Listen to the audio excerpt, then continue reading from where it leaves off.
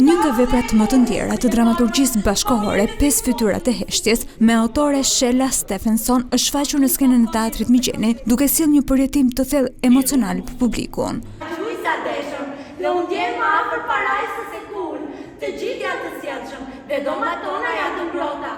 Drama e njohur për trajtimin e ndjeshëm të marrëdhënieve familjare, kujtesës dhe humbjes, vjen përmes një historie që ndërthur dhimbjen, dashurinë dhe përballjen me të shkuarën.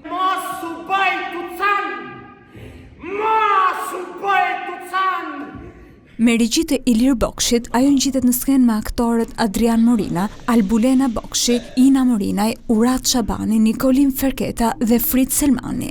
Kjo është një ngjarje shumë e thellë, shumë psikologjike, por në vetvete ka një filozofi shumë të madhe, ku marrëdhënia prind-fëmijë duhet të jetë një marrëdhënie shembull për shoqërinë.